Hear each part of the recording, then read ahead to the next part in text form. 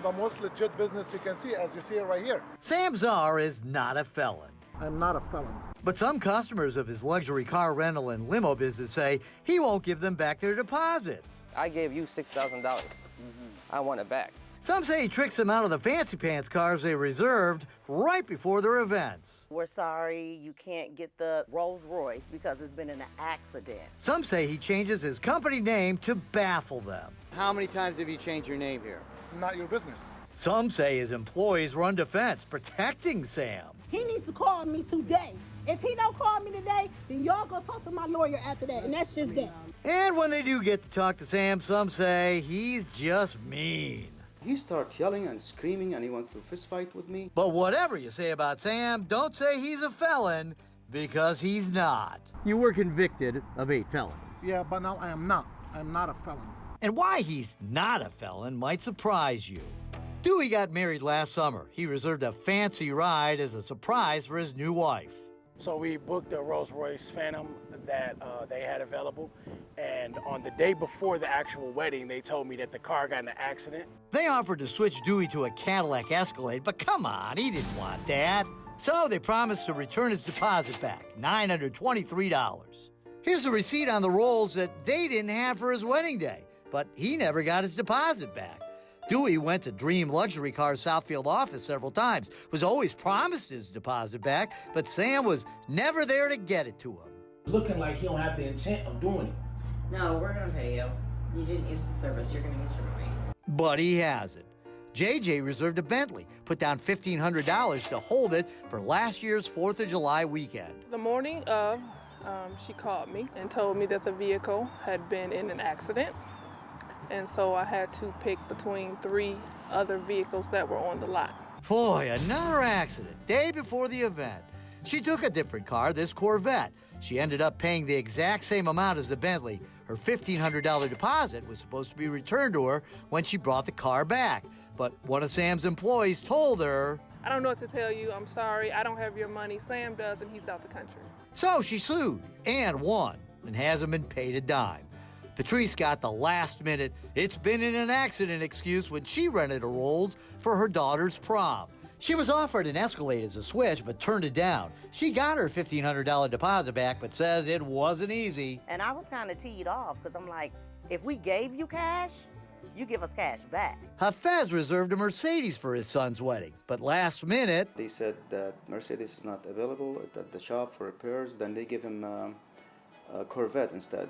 Now the Corvette was empty of gas, no AC during summertime. Hafez returned the Corvette after the wedding and says he mentioned to a worker they were disappointed in the replacement vehicle. She called the owner, Sam. He came over with the really angry face. Hafez, who's about 5'7", was now confronted by Sam, who's 6'4". He was ready to do damage to me. I had to hold the phone way out here. I mean, it was ridiculous. Amy says Sam went crazy on her as well over the phone. He started screaming at me. You've been calling for 3 days. Leave us alone. Go to hell, and hung up on me. Amy was complaining because she paid for a high-end package for her daughter's wedding. There was no red carpet, no champagne, and the driver was in a Hawaiian shirt. And she says the driver kept bothering the bride. Where's my tip? Where's my tip? Where's my tip? Amy tipped him $250 to shut him up. Tyrone says his driver was even worse. When the Rolls-Royce arrived, before we even left the hotel, he told me, before I leave this spot, I need $60 for the tip up front. So I gave it to him. Then we went, she took us to the venue. And my wife told me that he did the same thing to her. The old double-dip tip trick. Worse than that, the couple says they were stranded when the car they reserved never showed up after the wedding. They had to bum a ride from their venue in Shelby Township to Metro Airport. We paid for services and had a contract in place, and this company just totally disregarded us as a customer. Speaking of stranded... So you got abandoned on your wedding?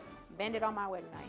Nichelle and Wayman hired a party bus to carry the wedding party to their ceremony on Belle Isle. The bus showed up 2 hours late. After the bus got there, he decided he was not pulling off until he seen me and got a $250 tip. Nichelle says then the driver left the island early, and everyone was stranded. I was supposed to be happy. I shouldn't have been standing in the middle of Belle Isle at the Dawson Museum crying on my wedding night because I don't have a ride home, and my grandmother is 87 years old, sitting on her walker tired, and she don't have a way home. Nichelle went to the business to get her money back, but was always told Sam was out of town. I mean, he'll be back when today.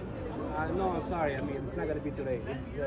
You need to call him and explain to him exactly what I said, and he needs to call me today. He don't have to absorb it, but I need a call from him today. Finally, there's Scythian. I have receipts from Dream Luxury and Luxury Limousine, both same guy. Scythian got 3 cars for his wedding. He says Sam demanded a $6,000 payment for the cars, plus a $6,000 deposit. Scythian's cousin paid the deposit, but after the wedding, they say the deposit wasn't returned. Scythian texted, Sam, this is haram, which means shameful in Arabic. This is my life we're talking about. $6,000 is no joke. Call me.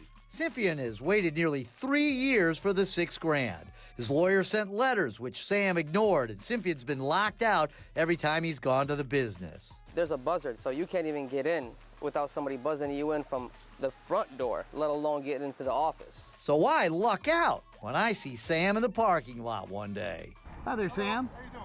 Rob Wolchek from Fox 2. Are you running like a bait and switch with some of these cars? Bait and switch? What do you mean bait and switch? I explained to Sam about Dewey, Hafez, Patrice, and JJ, who all put deposits on super luxury cars, but were told at the last minute those cars weren't available. I show him the judgment JJ got for not returning her deposit, even though she took a Corvette when she'd reserved a Bentley. But Sam's not worried. She sued their own company. We are Dream Luxury Car Rental. It used to be Detroit Luxury Car Rental. This is a Dream Luxury Car Rental. That's why we didn't go to court. Okay, but it's the same company. No, it's not the same company, sir. Sam doesn't really seem concerned about this customer, so I mentioned some others. I think you're mixing me up with somebody else, my friend. I don't think so. Well, okay. They all say they talk to Sam. Well, okay. They come here and they talk to people and they say you got to talk to Sam. I'm not the only Sam. And just for the record. But this place, you've been here for how long? How long have you been? I've been here for about since 2013. Okay. Sam denies switching out cars at the last minute for no reason. He denies not paying back deposits for no reason. He claims he doesn't need the money. I am the largest luxury car rental in Metro Detroit. I'm the only crazy dude that put almost $10 million worth of cars in Detroit every night. And speaking of crazy, he even denies getting crazy mad at customers like Hafez.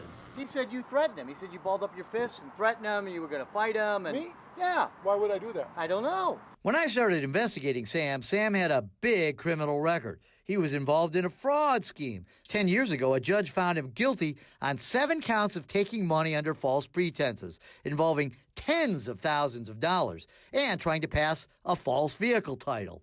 8 felonies that suddenly disappeared from his record. I took advantage of Governor Whitmer, the law that she passed, that if somebody one time in his life do a mistake, whatever, I was a model, and you're not even allowed to talk about it.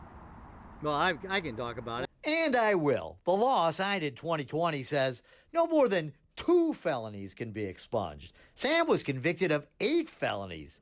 But indeed, they appear to be off his record now. Sam says he's a changed man and wants to make his customers happy. And you'll give money back to the people if they deserve it. 100%. Okay, all right. And with interest. But Sam's taken me for a ride. I gave Sam the phone numbers and details of all the customers mentioned in this story. That was 3 weeks ago. Not one has told me Sam paid them back or even apologized. I'm not a felon. Yeah, Sam, you may not be a felon, but you are in the Hall of Shame.